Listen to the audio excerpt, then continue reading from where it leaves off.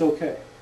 In fact, that may be true in that individual case, because the person can't swallow the pill or whatever, the person is suffering, so you decide, you know, I'll do something, I'll give the person an injection or something to end the suffering. Well, that may be okay in the individual case. Would it be okay as a public policy, recognizing that once you have a law or regulation on the books, it's hard to oversee conduct in individual cases? So that is something we have to consider. And, for example, even though I'm in favor of assistance in dying, I'm not entirely convinced that euthanasia should be legalized. And I say that, again, for CFI audiences. I don't get a reaction saying, well, how can you take that position? Well, I'm not saying it's morally wrong, depending on the circumstance, but I do have some concern it might be more susceptible to abuses. So it's just something we have to take into account.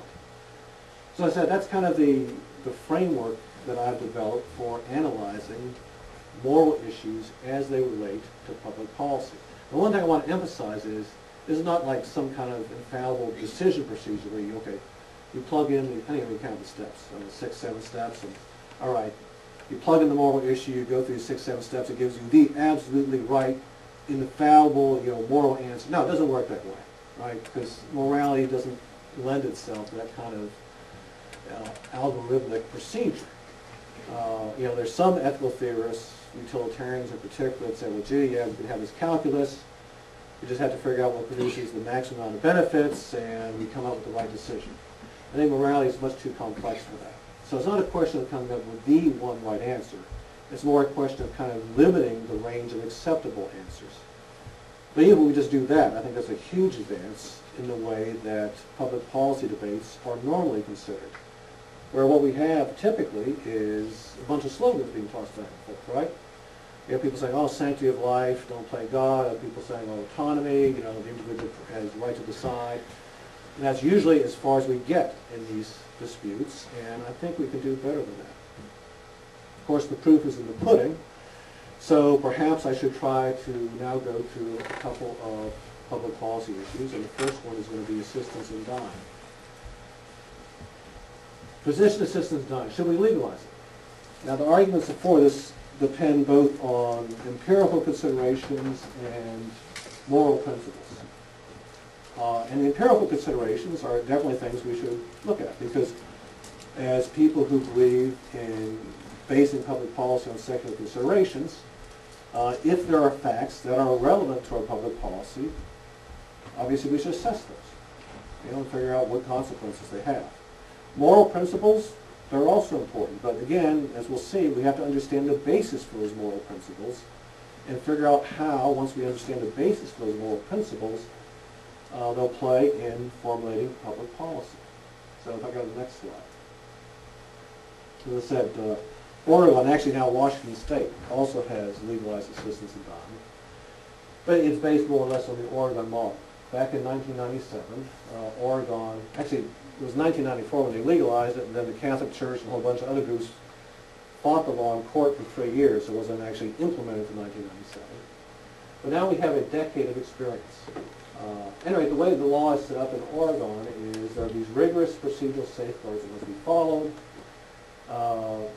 Someone has to make 3 separate requests for assistance. The first 2 have to be at least 15 days apart. There have to be 2 physicians that look at the patient and make sure the patient's competent to make a decision. As I say, one of the procedural safeguards is that the patient must ingest the pill. The physician assists through treatment and counseling and giving the prescription, but at the end of the day, it's the patient that has to make a decision about whether to use the pill. And again, in many cases, they decide not to use the pill, which is great. I mean, it's up to them. As I see it, what the law is doing is giving dying patients some measure of control over their last days. And one thing I should mention is that, one of the arguments I often get from some people who oppose this will say, well, look, you might say that an individual has a right to end their life. That's fine. Whose life is it anyway, whatever. But what these people want is not just the right to end their lives, but they want assistance in dying. So if in fact they're so concerned about the condition they're in, well, why don't they just take their own life? Because suicide, at least in the United States, is no longer a crime, right? and there are no penalties attached. It used to be that your property would be forfeited, and even in the older days, you'd be buried at the crossroads because you were just horribly wicked and things like that. But no one does that anymore with suicides. So, why do we need assistance in dying? Well, I would say there are many reasons, but I would say a couple things. First of all, if we're talking about terminally ill patients, a lot of terminally ill patients just are too frail to use what's called violent means of ending their lives. If you're confined to a bed or a wheelchair, and one study in Oregon found that terminally ill patients, at least in the last 3 or 4 months of their lives, typically they are confined that way. Over 70% don't have any mobility. It's kind of hard for you to go out and buy a gun or throw yourself off a bridge or whatever, because you just can't do it. The other thing is, don't we want physician assistance in dying? That's one thing that's often overlooked in the debate. Because people say, well, why talk about physician assistance in dying? Let's talk about assistance in dying. Well, I think what we want to have is the patient to be able to consider all alternatives. And there are alternatives to hastening your death. You can try to get improved palliative care if pain is your issue. You can get counseling if you're depressed. And of course, the physician has a lot of, or should have a lot of expertise in that area and should be able to guide you in making the right choices, as opposed to kind of just seeking some friend of yours and maybe not getting counseling that would be available, or even worse, getting a botched job done, which just will put you in a worse condition. So I think physician assistance in dying is important and is something we should encourage. Again, if we want people to live as long as we can. That's one of the paradoxes. The people who are against legalization of assistance in dying will say, well, look, we want to preserve life, right? We want people to live. Well, yeah, we want people to live as long as they can, but if we prohibit assistance in dying, what's going to be the result?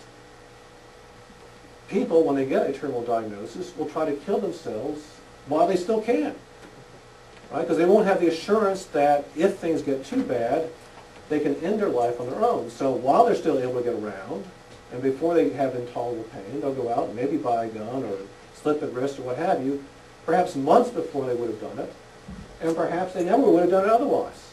Because as I said, a lot of patients find out they can put up with the pain and the discomfort and the frustration of being in a terminal condition. And that's because they have this assurance that if they need it, they can get this help. So actually, if you want people to live as long as possible, legalizing assistance in dying is the way to go.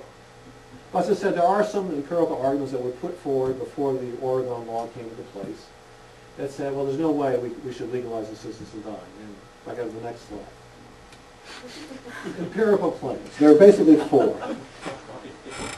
And that's me and my cat, after the cat had misbehaved. Sorry. And that illustrates actually the last one. But the 4 arguments often made is, look, we legalize assistance in dying, there's going to be a decline in palliative care, meaning care that helps ease pain and what have you. Because the attitude of healthcare professionals, the predicted attitude was going to be, they say, why bother the patient? The patient's going to die soon anyway, right? So, no, who cares? Well, again, we have a decade of experience now from Oregon, and what Oregon demonstrates is that palliative care actually improved in Oregon dramatically. And in fact, 80% of the people who request assistance in dying in Oregon are enrolled in hospice, often considered kind of the gold standard for palliative care. Because, and you think about this, if in fact you legalize it, and people, physicians in particular, and a lot of healthcare professionals, obviously they have ambivalent feelings about this because they're geared to try to help the patient and keep the patient alive as long as possible. If the patient is really complaining about pain and discomfort, and the physician knows that hastening death is an alternative, they'll try to explore other alternatives. So after the Oregon law went into effect, a lot of physicians, for the first time ever, enrolled in palliative care courses and figured out, well, gee, let me find out there are alternatives here, medications I can give to my patient that will allow them maybe to deal with the discomfort. So no decline, in fact, improvement in palliative care.